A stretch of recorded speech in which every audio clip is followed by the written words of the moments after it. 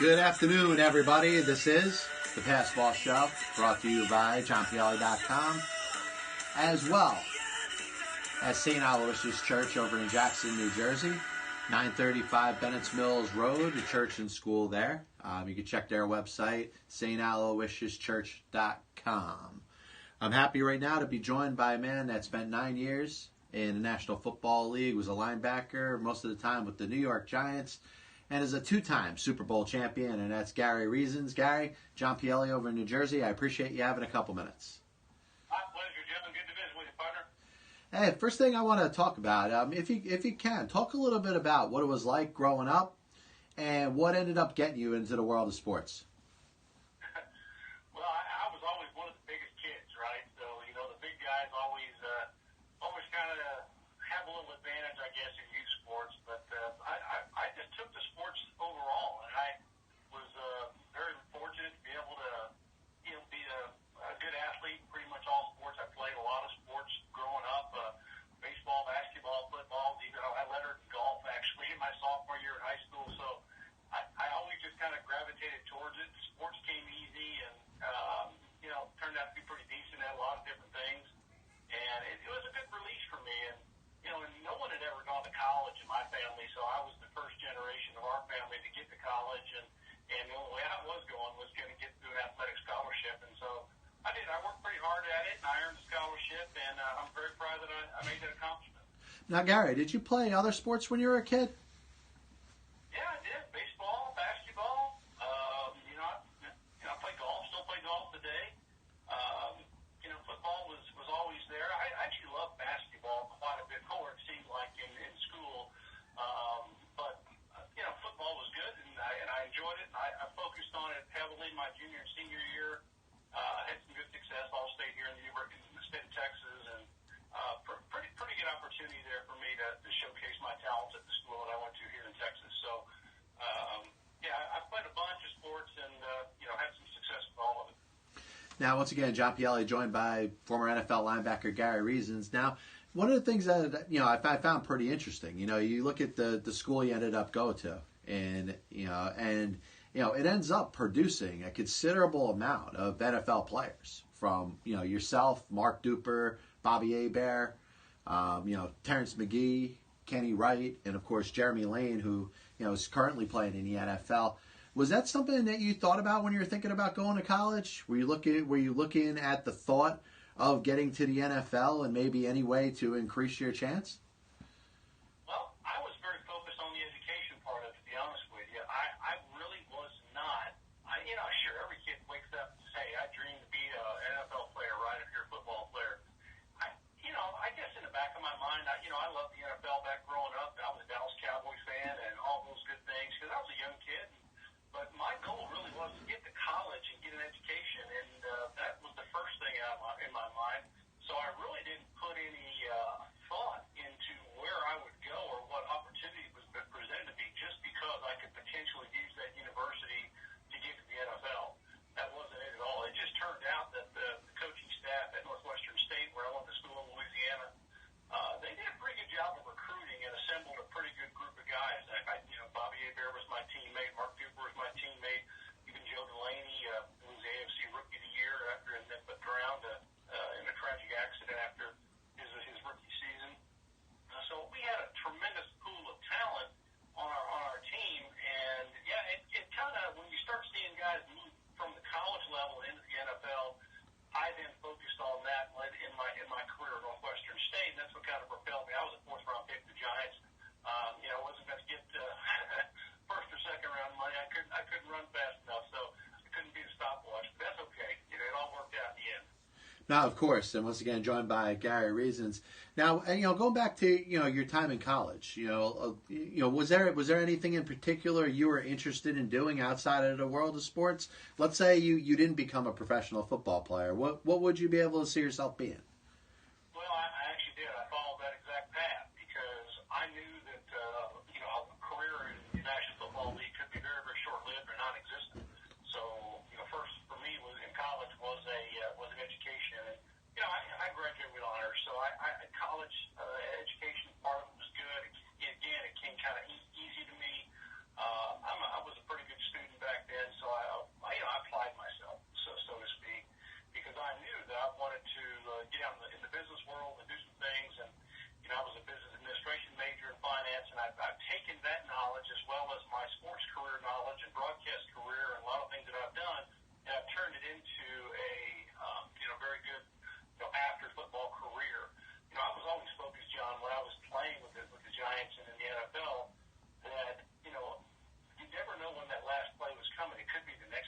Of because of course. injury and just, whatever the climate is. And so I was prepared. And even during my playing days, I was working in the off season at some things and trying to prepare myself for eventuality after playing the game. And I'm glad that I did because, let's face it, back then we didn't make the income that they can today that sustains yourself for the rest of your life. Good point. We made decent income, but we made you had to kind of plan and then plan to have a career afterwards. And I was fortunate to get out of the game and become a broadcaster. And this is my 25th year doing college football for major college football covering that as an analyst, a game analyst. And I've been lucky to do those things as well as what I've done in the technology world and some of the things I'm doing today. So I really have been blessed, and it's all part of what I applied myself through school. Hey, Gary Reasons joins the program. ESPN just did a 30 for 30 on Bill Parcells and Bill Belichick. Called the Two Bills. I don't know if you had a chance to see it, but I mean, you probably wouldn't have to see it because you lived at least the first part of their relationship together, having a chance to work for both as coaches with the Giants. What would you have to say going back to your time, maybe initially getting a chance to meet and work for and with both Bill Parcells and Bill Belichick? Well, it was a tremendous time, and we kind of grew up all together, collectively. I mean, Parcells as well as Belichick and the rest of our coaching staff. We had some success. It started with our class coming in 1984 for Bill, and myself, Carl Banks, Jeff Hostetler, William Roberts, Lionel Manuel. That was a good group of draft picks coming in, and 1984 was really the year that we made our first stab into the playoffs, and that was something to be able to build upon. I affectionately say I do a lot of public speaking, and I always speak about the two Bills. It's funny that they gave that the two names. So I always make that same reference for years now. I've been doing that, and I have a lot of takeaways from those guys, and those guys are pretty impressive. And you have to understand what makes them what they are. And for Bill Belichick, it's a guy who was absorbed in the work. I mean, he literally was a workaholic and put his efforts out there. And I applaud him because he did a great job of orchestrating some schemes and systems to put us in positions to succeed on the field. And that's what a coach does. And Parcells, from a top-down perspective, he knew how to communicate, and he knew how to push buttons, and he knew how to keep everybody focused. So those guys together, they had a pretty good fit, and I think they had a good working relationship. Were they best friends? No, by no means they weren't. But I think that they had a great working relationship and a great respect for each other, and it's paid dividends for the Giants and for the subsequent coaches who've moved on across the NFL. And with Belichick and his tremendous success in New England, it's just pleasurable for me to see what we all started there together and how it has kind of built this tree of coaches and players and a community of guys. I was at Parcells Hall of Fame induction in Canton, and a lot of Giants came and a lot of guys on my team, but also other players from his other teams that he coached for came, and that's just the respect that he was able to command. And I'm sure there'll be a pretty good group of guys show up when Belichick gets in after his final days. So it was both a pleasure and a learning experience and a growth with both Bill Belichick and Bill Parcells as we got started in the early 1980s. And once again, Gary Reasons joins the program. What gets remembered the most about, those 1980s Giants is the defense, the amount of talent that you guys had on that field, from LT to Carl Banks to yourself, Harry Carson, everybody else that was involved there. And I'm sure if I just keep running off names, there's probably one or two that I'm going to end up missing. Now, you're going to remember that were, just as impactful as some of the other players. From your own perspective, when did you see it first coming together? What for that defense to become as strong, as dominant as it ended up being for a pretty long time? Well, Carl and myself, we came in at 84, and that was our first opportunity to join the football club, and we replaced a couple of legends. You talk about Brian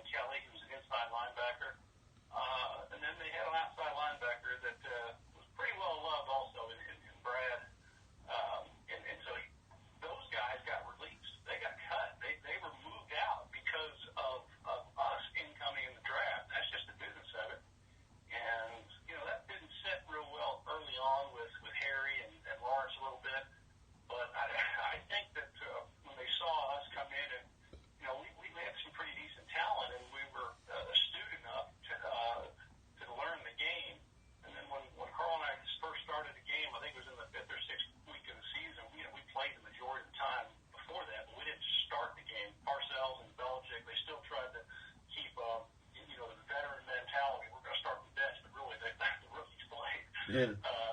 That was when it really kind of started to come together, to be honest with you. About the fifth or sixth game of the year, I think we were playing the Falcons when Carl and I first started together.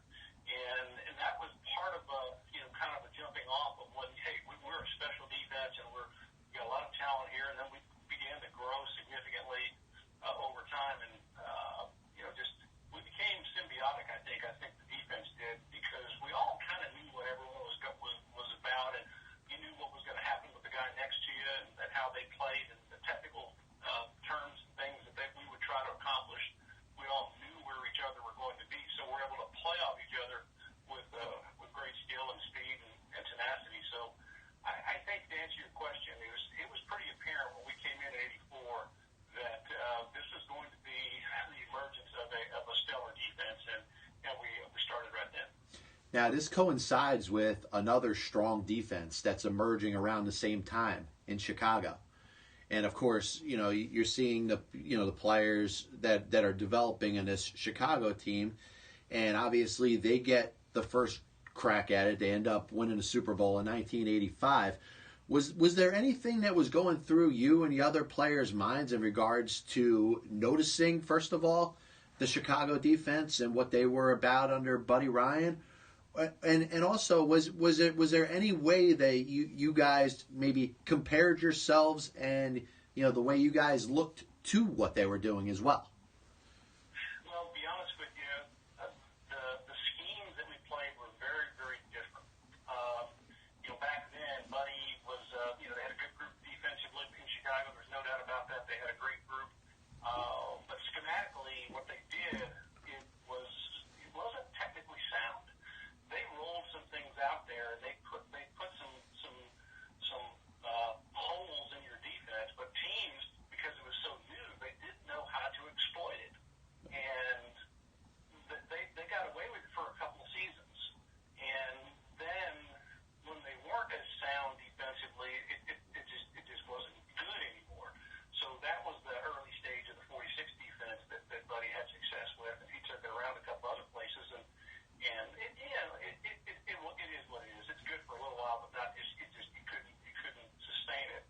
We had a sustainable defense, 3-4, cover 2, zone defense, sprinkling a little man, a little bit of bring 5 guys at once and rush the quarterback. Not too crazy stuff. We were just line up and beat us, and we weren't trying. We did it physically. We were the most physical defense, I think, in the league for a number of years.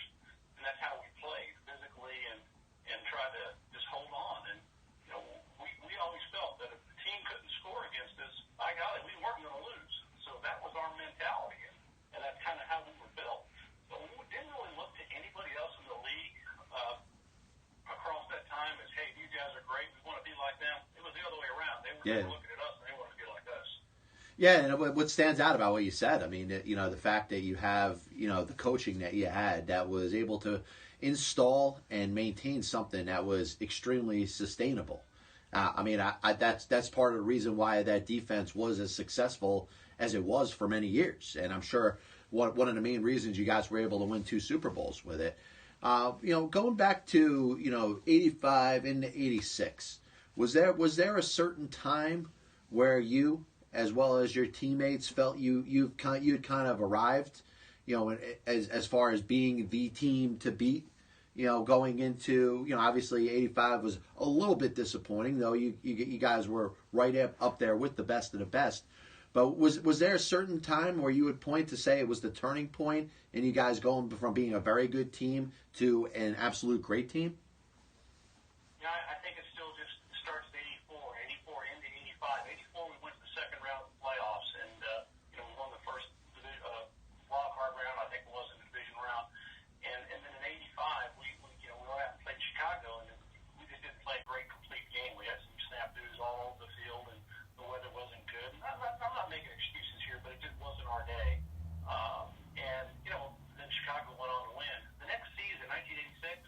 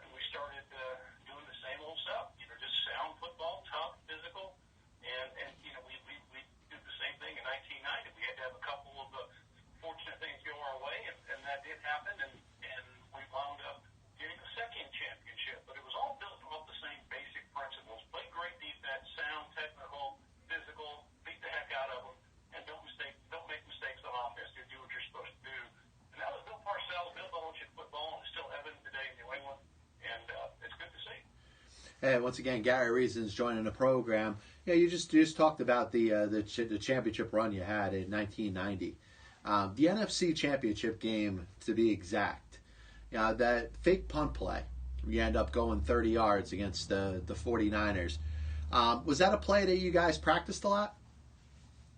Well, we actually had practiced it several times. We had it in our arsenal a couple of years. A couple of years prior to that, I had called that play one time. We got a first down. I think it was 89 maybe. We got that in Denver. I used that in a playoff in a game. I got a first down on that time, but this time we had a pretty good hold there. But it's always one of those things when I go out there as the punt team captain, essentially the fullback on the punt team, and calling the signals. Every time I'd go out there, I always assess the punt return team and kind of how they deployed. And there's a little game prep for that. And I realized at our very first punt that San Francisco was lining up exactly how we anticipated them that they would and where they were at. And so knowing that we had this fake punt in our arsenal, and I knew it would work against that set, I immediately after the first punt, I go back on the sideline by Parcells. I said, Bill, it's there. It's 10-man. It's doubles on the outside, and it's there if we need it. And he just shakes his head and goes on. And so, here it is. Later in the game, I run on the field by Parcells late in the third quarter there, and he goes, run it if it's there. And so, an easy decision for me because I'm out there and I'm seeing just what I'm taught to see, what I'm supposed to see. The formation fell out the way it's supposed to be for us to call this. And so I audible to the punt, to the fake punt. And all the guys did not get the call on the front line, but it worked out okay regardless. And one good thing is that one of their guys, where I actually ran specifically in that hole, he didn't show up. Number 24 for the 49ers. He decided not to come out of the field. We only played the play with 10 players, so we had a big advantage there. And it worked out to be a big play and catalyst in the game for us to get a field goal, and then follow it up with another winning field goal. So one of the great plays that I was able to be a part of and get that call. And, just kind of shows that Parcells wasn't going to leave anything in the bag, too, of what could potentially help us to win it. And he trusted me. He trusted me to make the right decision out there. Because at that point, I'm putting the whole weight of our season on our shoulders. If I call this fake punt and they're in some way that they could defend it, it would be kind of a bonehead thing. And I'm happy to say that I'm remembered for good plays and not bonehead plays like that potentially could have benefited going the wrong way. Now, so true. And I tell you, you look at it. I mean, any little thing can go wrong, right? I mean, you could take the ball as it's directly snapped to you, and you could trip on your own feet and fall. Yeah, exactly. All the bad things, the church snake, the jump up and bite you. And I'll tell you, John Taylor, he's the best open field tackler in America. So that's all I'll tell you on that. Otherwise, I would have got the end zone. So Yeah, of course. It was a good situation. We got on to win the ball game and on Tampa. So good stuff. Giants fans and a chance to get that second Super Bowl ring. Yeah, no question about it. Joined once again by Gary Reasons. A couple more quick questions. I really do appreciate you having the time. Going back a little bit, there's that one goal line stand against the Denver Broncos in 1989, December. Very, very cold day, some snow on the field, and just a ridiculous goal line stand that you and the entire defense have stopping Bobby Humphrey, and of course that 4th and 1 play where you end up launching yourself in the air to stop him. What's going through your mind at the time, and take the listeners back to that day and that play? Well, again, we're trying to claw back to where we want to be, and that's in the playoff picture. And this is 1989. We, didn't get to the playoffs in '87, and 88 came and went. '89, we're thinking this is a chance to get there. And we need to win this game in Denver. And the Broncos, they, by all intents and purposes, if they score a touchdown here, our offense wasn't moving too well, so we probably wouldn't have had a chance to win the game. So we realized that we've got to get these guys stopped. So I just do what I do. I played a pretty solid game that day. It might have been one of the best games of my career in Denver, and this one kind of came out to be a pretty good 4th down play, and it was something that I had looked at and understood exactly what the formation was, what the situation was, what the potential of each play person would be if Elway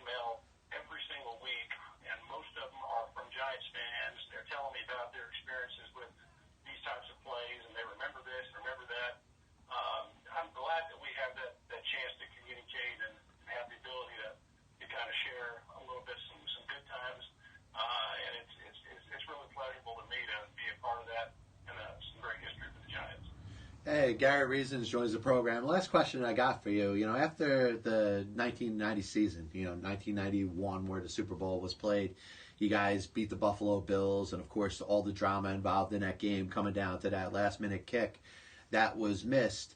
Obviously, what ends up happening afterwards with Bill Parcells stepping aside, I'm sure it came to all of you guys as a shock. From a man that was there and lived it and dealt with it. How would you best describe that situation with, Bill Parcells ended up leaving? I believe, he says, it's for health reasons and stuff like that. Well, it was very surprising, not just to me, but to 100% of the guys on the team, and also I think to the coaching staff. Everything that he experienced health-wise was, not known to us, not known by any of us really, and all of that is kind of stuff that's kind of kept away from the players for the most part. And, for him to, look back on that, I watched the two Bills show and heard his, retrospective of that. And I'll tell you, there were a lot of guys who were upset, including myself, that he had chosen to step aside because, we felt a chance to really do something special and, continue on forward. Jeff Hostetler emerged as a big-time quarterback. He was going to be great in conjunction with Sims and whatever happened with Phil and a broken ankle. But it all was just so quick and so hurried. And you remember Bill Belichick made a quick exit to go to Cleveland. So that was, he wasn't going to be the next head coach for the New York Giants. So when you take Parcells out of the mix, it really left a big hole there.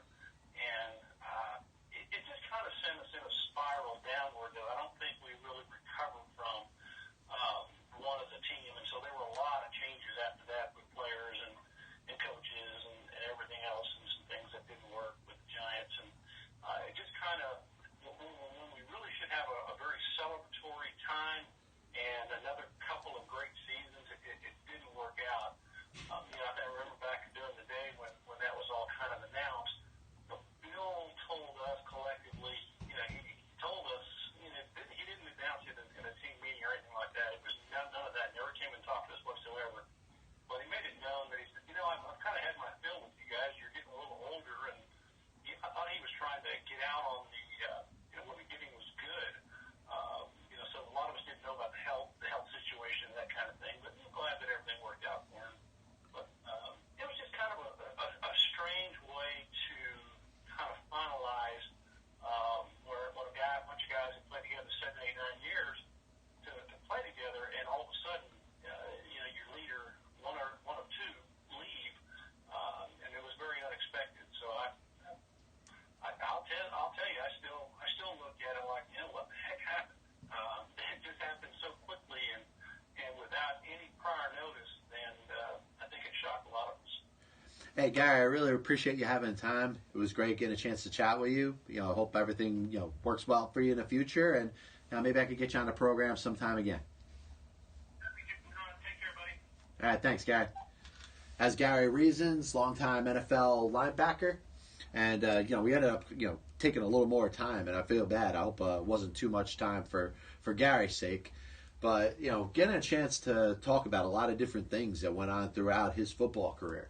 And a lot of it is curtailed in the two Bills, the 30 for 30, ESPN special. A lot of that information existed. A lot of that, was common knowledge. But it's just amazing. You look at the Giants teams, specifically defensively, in the mid to latter part of the 1980s. They were just about unstoppable. And just to think of what could have happened, not even with Parcells leaving, but with Belichick leaving as well. And I think the one thing that hampered that franchise and put them in a rough position going forward was the drastic change that happened at one time. It wasn't just Belichick leaving to go to the Cleveland Browns, which the Giants may not have dealt with that 100% well, but probably could have handled it a little bit better had Parcells still been around. And conversely, if Bill Parcells, for health reasons or just reasons because he didn't, he didn't want to stay in the same spot as an NFL head coach for too long. If he had left with Bill Belichick there as the next head coach, I think they could have had more success than they ended up having. And it was just that drastic change at one time. And I know a lot of Giant fans kind of throw it all on Ray Handley, like it was his fault. Like he was the one that took this championship, this Super Bowl caliber winning team, the two-time Super Bowl champions, and ran it into the ground. I can't imagine too many coaches that could have stepped in those shoes and succeeded. As we hit the halfway point here on the Pass Ball Show. Once again, John Pielli with you. Number if you want to be part of the program, 732-364-3598. That's 732-364-3598. But I look back at Ray Handley and listen, did he do a good job as a head coach? Probably not. His performance, you look back, it was the 8-8 season, and I believe it was a 4-12 season after, and he was out, replaced by Dan Reeves. Obviously the Giants didn't have results in his 2 years as the coach. But I can't imagine too many coaches stepping into those shoes, taking over not only from a future Hall of Fame head coach in Bill Parcells, who winning those 2 Super Bowls was well on his way, and a defensive genius in Bill Belichick, and obviously you see what he has done. But to have those 2 guys leave at the same exact time within weeks of each other, Belichick finally says, you know what? How many times am I going to sit here and be in Bill Parcells' shadows? I could be a head coach in the National Football League. I'm going to go take a job. And you know what? He deserved to. But, the last thing anybody expected, and I'm sure Belichick didn't expect it either, was that Parcells was going to step away a couple weeks later. So, I know Giants fans, especially around that time, were beating on Ray Handley left and right, and making him out to be the worst coach ever. I tell you, man, you could have brought a proven head coach in there, and I doubt he has very much success, especially with that defense. That defense was, they were used to being around the same guys, and I'm sure they felt like there was a little bit of air taken out of their balloon. When, they expected Belichick to go. He deserved to be a head coach. They were all aware of that. If they could make a choice, they'd love to have him, but they knew he was going to get his due as an NFL head coach. But then to have Parcells a couple weeks later just, leave, I'm sure they felt like a good amount of their world was caving in. Once again, John Pielli, Pass Ball Show, happy to be with you. Once again, I'll throw out the number. Anything that's on your mind in the world of baseball, sports, and unifying America, 732-364-3598. That's 732-364-3598. Couple different things that I want to touch up on today. And the first thing is Goose Gossage, who seems like every year, and I do believe at some time, Goose will join the program. He's been very outspoken on the steroid guys, outspoken on players, on the pitchers that now occupy the closer role. They don't pitch multiple innings. They really don't do the things that Goose Gossage did in the prime of his career. I said before, Lee Smith was probably the last of that breed. In the mid-1980s when he kind of switched from being a 2-inning or multiple inning closer to a single inning closer. So, Goose Gossage, a guy that, probably had a lot more expected out of him, and probably wears it as a burden. He's upset about it. He's looking at Mariano Rivera as about to get in the Hall of Fame. I don't think he's right by knocking Mariano Rivera. He was still the best at what he did, and it wasn't Mariano Rivera's fault that he was only pitching 1 inning. But he's been very outspoken. Obviously had the thing, was it last year or the year before, where he's going off about Jose Bautista and the bat flips and saying stuff about Latin players, or however the media wanted to perceive that. Here's a guy that gives you some legitimate content, and I know the natural reaction from the media is to kind of sour on him. And obviously he calls out Brian Cashman. Apparently there's no love lost between the two of them. Probably Goose is upset that he's not invited to spring training as an instructor, which he's got every right to be. But you're looking at a guy that speaks his mind. And I tell you, we live in a world where we kind of get down on people that speak their mind. We say, you know what? Don't be quiet and say something behind somebody's back. Say it to their face. But when you go and you speak out and you say something out in the public, whether it's to the media, whether it's to somebody's face, all of a sudden you get bastardized as a bad person. What do you want? You want it one way or the other. And in all honesty, if you asked how I feel about any issue, I would rather somebody come to me with the issue that they got, even if it's negative. Even if it's in a way where somebody is telling you something that you don't want to hear. But a lot of people are different. A lot of people would rather not know that somebody may have some ill feelings towards them, or somebody has some kind of issue with something that they've said or done. Goose Gossage, to quote one of my idols in professional broadcasting, and that's Howard Cosell, tells it how it is. And you know what? Just about anything that Goose Gossage has said over the last 5 years or so, you kind of understand where he's coming from. When he's talking about the players that are up for Hall of Fame induction that were using steroids, and he's talking about the steroids era, I'm going to take that this is coming from a guy that didn't use steroids or performance-enhancing drugs throughout his entire career. He was a Hall of Famer without the use of performance-enhancing drugs and steroids. So he ends up getting through his entire career, probably sees, if not towards the end, certainly at some point of his career, he sees players that are juicing up, players that are getting an unfair advantage, and when he could have had the choice himself to either do it or not do it, he chose not to. And he continued to do that throughout the rest of his career. And when he could have had the choice himself, I look at what he says, and I think it's coming from the heart. To see players that are getting inducted in the Hall of Fame that use performance-enhancing drugs, he's obviously looking at himself on a different level than him. He was a Hall of Fame player that didn't need to use steroids. And this is for a different argument than I'm making. I'm more for the open hall. I want the players that were the best players of each generation to get acknowledged for what they did. And if you want to put in a separate wing in there, that's fine. I don't have an issue with it. If you want to acknowledge on their plaques that there was suspicion or that they were known to have used performance-enhancing drugs, that's fine too. But going back to Goose Gossage, he's a guy that's speaking his mind, but also has a vesting interest in what it is that he's saying. He is the Hall of Fame player that didn't need steroids. And he's looking at players that, are breaking his records. I'm sure at some point he's looking at, an Eric Gagne, has all those consecutive saves, knows that he's using PEDs. Eric Gagne would later admit to using steroids. So he's looking at players that are put up on the same pedestal as himself that, in his mind and in the mind of a lot of people, cheated. So I can't get on Goose Gossage for being upset about players that use steroids that could potentially get in the Hall of Fame.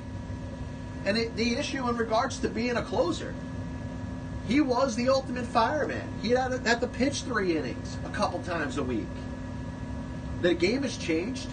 The one thing that I think he's a little bit wrong with is the fact that, he can't blame the pitchers.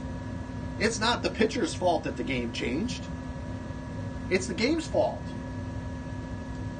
So if you want to be mad about the way pitchers are used, I can't necessarily hold it against a Mariano Rivera, who in that 1-inning role did it better than anybody could have ever done it. There's no proof that Goose Gossage, if he was a 1-inning relief pitcher, would have had 600 saves and would have dominated the game the way Mariano Rivera did. It's not really comparing apples to apples. Unfortunately, it isn't. Some people want to say, hey, the closer is the closer from 1960 to 2018. It's the same type of role. The usage is completely different. Obviously, having guys that throw 95 to 100 miles an hour that are pitching the 7th and 8th inning, that are giving opponents different kind of looks. Set the closer up where he could go in there, throw his bullets. In Mariano's case, use that cutter, which was kind of a change-up. It was a little bit of a different look than what you were getting from the guys that were pitching the 7th and 8th inning. You know, they were throwing, in some cases, hard, some cases a lot of sliders and change-ups. Well, he's coming in with this cutter that's got this late tilt to it that you hadn't seen all game. So, Goose Gossage, to me, what I like about him is he actually speaks up about issues that need to be spoken about more. We could have this steroids discussion. If you've listened to the show, you kind of know where I stand on it. It's, you know, my takes are not for everybody. I mean, every time I bring up steroids and the use of performance-enhancing drugs in baseball, I get a lot of people blasting me. You know, how could you condone it? It's not condoning. It's an acceptance of what has already happened. And we can't turn, unfortunately, something that was overlooked and ignored and enabled by everybody, from the owners to the general managers to the managers to the coaches to the other players to the fans. And the fans that are blasting, you know, players for the use of performance-enhancing drugs, they're the ones that ignored it too. And now all of a sudden, we want to act like we're goody two-shoes, and we're going to selectively pick which players we feel did, even though there was no proof of whether they did it either way. It's a murky situation, but it was one that was created by baseball, enabled by everybody, including the fans and including the media. Everybody that feels like they have a say in it is equally responsible for what has happened. But you know what? If you're a player that was impacted by it, like I said, I always make the Paul LaDuca comparison when he was talking about being in AAA with the other group of players that were right on the border of getting to the major leagues, watching as AA players were flying by him because they were using steroids. And you come to a decision. Either do what they're doing or risk never getting into the major leagues at all. And when these players are being, you know, the players that aren't on 40-man rosters are getting $4,000 or $5,000 a year for their pay, I can't blame them as much as I'm blaming the players that willingly did it. Yes, they chose to cheat. But you know what? Each situation, just like every sort of crime that's committed, and I don't want to compare steroids to crime because I think they're two completely different things, but anything devious that's out there in the world, there's different shades of it. There's different reasons why people do either devious or wrong or in some case criminal things. And I can't condone anything that's criminal, but I'll tell you this. Steroids is a person making a decision to only hurt themselves. So it's not criminal. Unless you're running a steroid trafficking ring where you're distributing, you know, millions of dollars worth of steroids to other people. Using steroids is not criminal. And these players made these decisions and they have to live with it. Goose Gossage should be able to speak out against these players. And you know what? The guy's a little more outspoken than a lot of people. It may not be some people's cup of tea. But you know what? I'm glad he speaks what's on his mind. He doesn't have a good relationship with Brian Cashman? Fine. Maybe deep down he wants to be a Yankees spring training instructor. Or Reggie Jackson and Ron Guidry. Speaking of drugs, once again, this is the Pass Ball Show brought to you by JohnPielli.com. Former Major League pitcher Esteban Loaiza was arrested after they found 20 kilos worth of either cocaine or heroin or a mixture. And, you know, you look at a former Major League pitcher that had some success in the Major Leagues, a 20-game winner at one point. And he is obviously in some deep trouble. it looks like it was a drug stash. And what's fascinating to me, and unfortunately, I end up getting caught up by watching some of these shows that it's not my intention to. But, my lovely wife, Diana, has a lot of different kind of shows and programming on at night while I'm sleeping. And this one show talks about how certain people end up being abroad in a different country and they end up getting themselves into trouble. And one of the things that is very much influential in a lot of Latin American countries and a lot of foreign countries are people that kind of corner you or could talk you into moving drugs across the border for them. Now, in some cases, it could be very lucrative. In some cases, if you sneak a bag of cocaine or a bag of heroin into the country, they'll pay you a lot of money on the other end. And you know what? To some people, there's no way they could turn that down. It sounds like a good enough risk to take.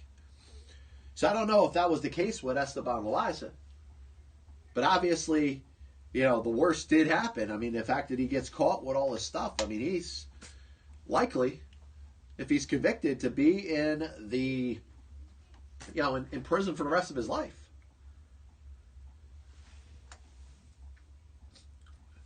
Now, he is the second winningest pitcher from Mexico in Major League Baseball history. And he's arrested Friday with 20 kilos of heroin or cocaine, according to the San Diego police records. Now he's got to go to court and address those charges. And if he is found guilty, it's going to be hard to see him ever getting out of prison. And I guess we have to find more details. Maybe he's completely not guilty. Maybe this is something that didn't happen. I mean, remember, we live in a court system in the United States where you're innocent until proven guilty. So, I mean, he has the right to hire a lawyer. He has the right to defend himself. He has a right to plead not guilty. He has a right to a trial with a judge and a jury. So if he's not guilty, then hopefully that's what ends up happening. But you know what? Charges like this don't just come out of nowhere. Nobody plants, what's the equivalent of over 50, almost 50 pounds of drugs on somebody while they're entering the country. So bad job. I mean, to be involved in this in any way obviously isn't good. I mean, you hope, and listen, I always hope for people because, we live in a criminal justice system that's set up for us in the court of public opinion to be assumed that we're guilty. Even though the exact opposite is available to us in regards to rights. We're assumed innocent. No, the court of public opinion assumes you guilty. So I'm against the court of public opinion because I think a lot of times it's biased, a lot of times it isn't fair, and a lot of times people jump to their own conclusions without having the actual facts of a situation. So, you know what? When somebody is arrested, and, this is a case that doesn't involve death. He didn't kill anybody or he wasn't accused of killing anybody. So, in a case of a heinous crime like, a serious assault or a sexual assault or murder or something like that, I'd view it differently. Hey, I hope for his own sake that he isn't guilty. But it doesn't look good. The former 20-game winner, Esteban Loaiza. I wanted to touch on a point that Scott Boras made the other day that actually I thought made some sense. And if you listened to the program last week, I was, pretty much having my way against Boras is, almost narcissistic point of view that he has. He feels like he's got this power over the game and is very clearly in it for just himself. But within himself is his own empire. So if you say, hey, if he's in it for himself, but it involves his business, it makes a little more sense. So you could think what you want about Scott Boras. I don't think he's necessarily helping the situation right now. He's trying to move these players' contract up to a point where I don't think there's a Major League Baseball team that's willing to move these contracts up to that level. So at some point, he's going to have to concede, do the right thing for his players, and not look so much after himself and his empire. That being said, he made a point the other day where he was talking about how Major League Baseball charges extra money in some cases for primetime games, for good matchups. And you know what? Let's say, I'll use the Mets as an example. You know, the Mets are playing a 2-game series or a 3-game series against the Yankees.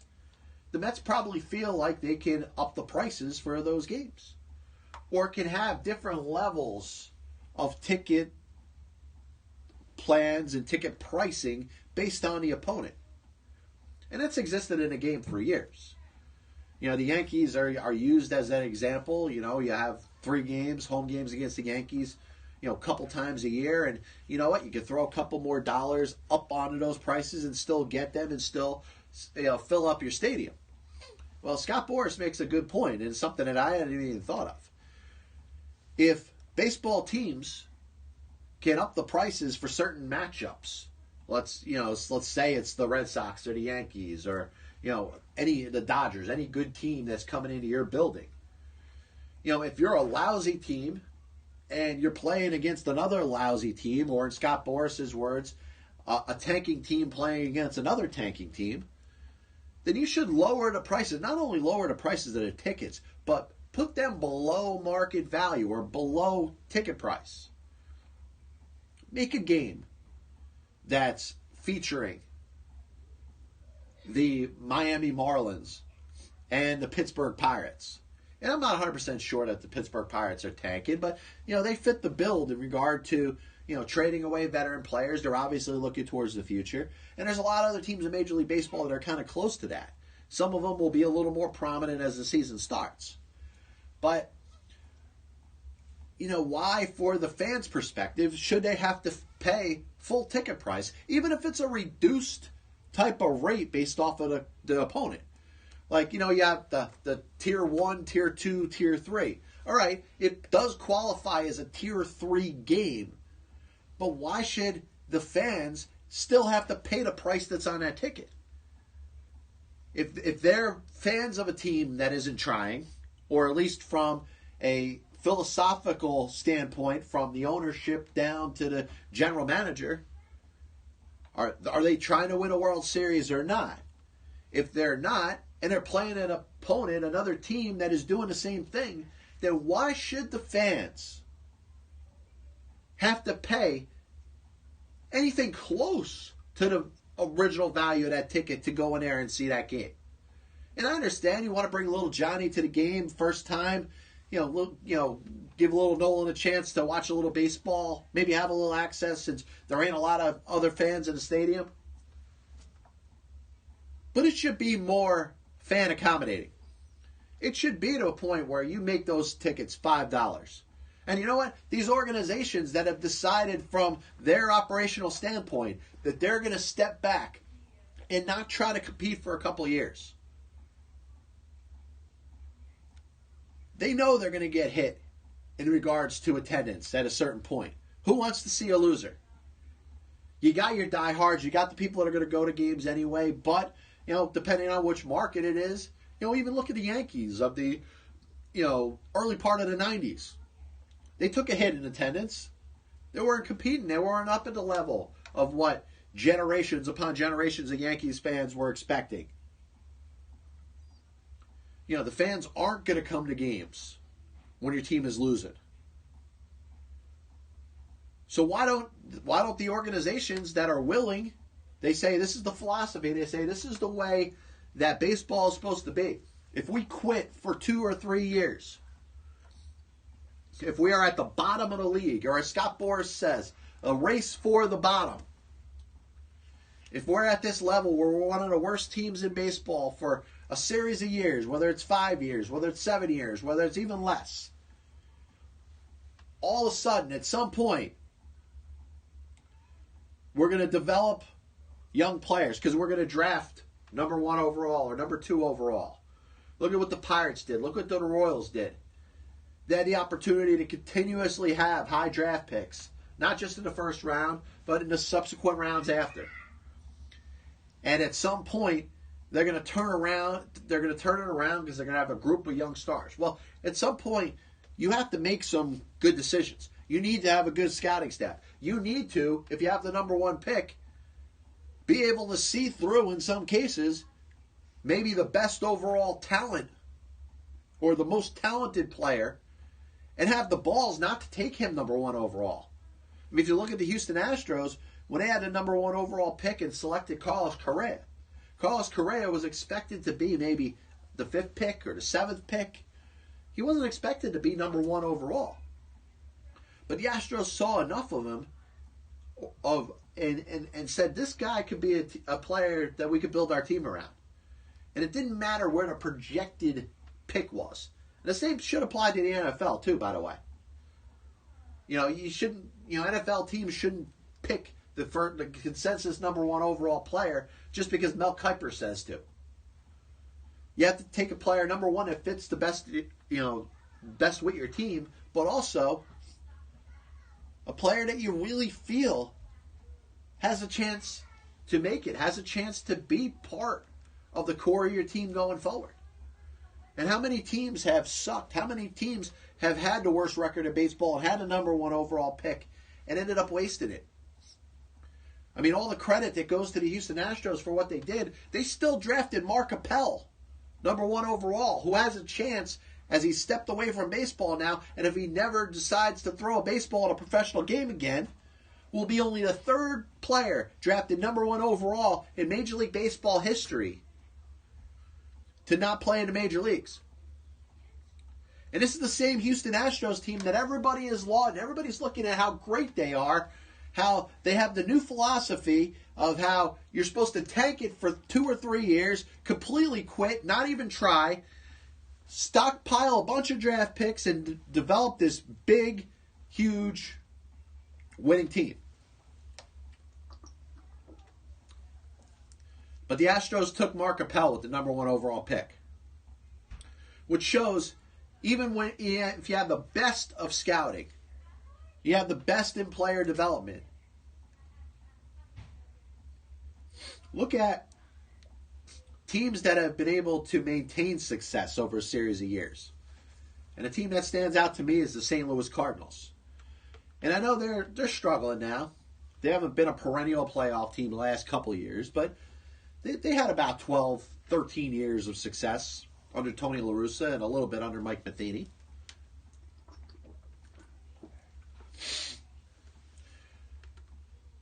They had good drafts. They had good scouting. So it didn't matter whether they had the number 5 pick or the number 15 pick or the number 22 pick or the number 28 pick.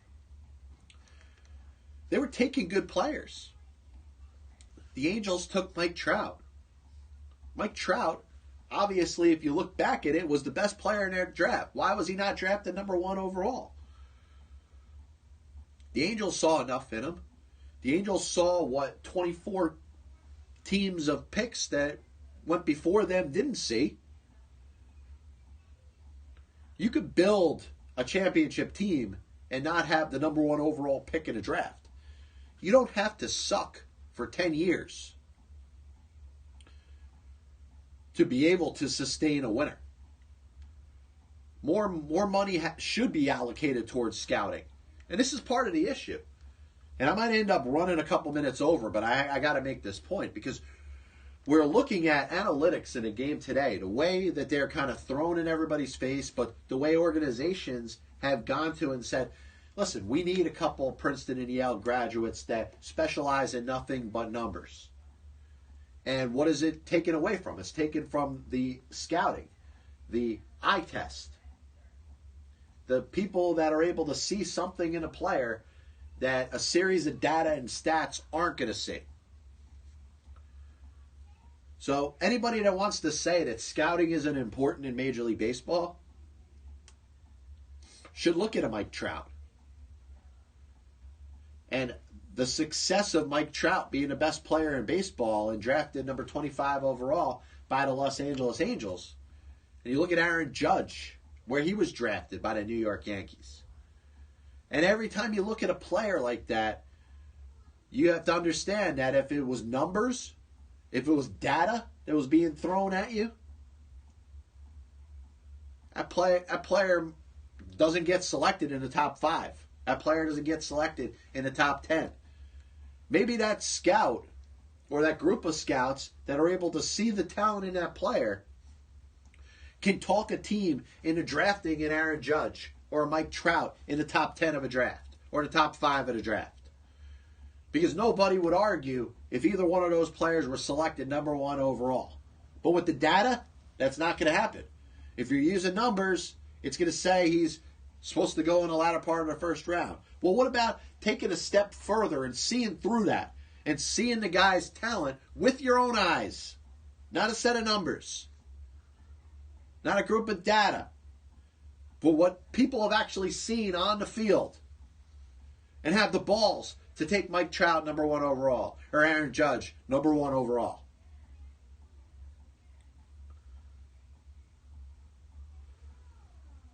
We'll be back with you tomorrow. Actually, do want to talk. Give me a minute on Barry Bonds. The media is backlashing against the Giants' announcement that they're going to retire Barry Bonds as number 25. And what I have to say to that is, listen, this was a guy that dominated for a very long time, whether he used steroids or he didn't. And the fact that his number 25 isn't already up in the rafters there at AT&T Park,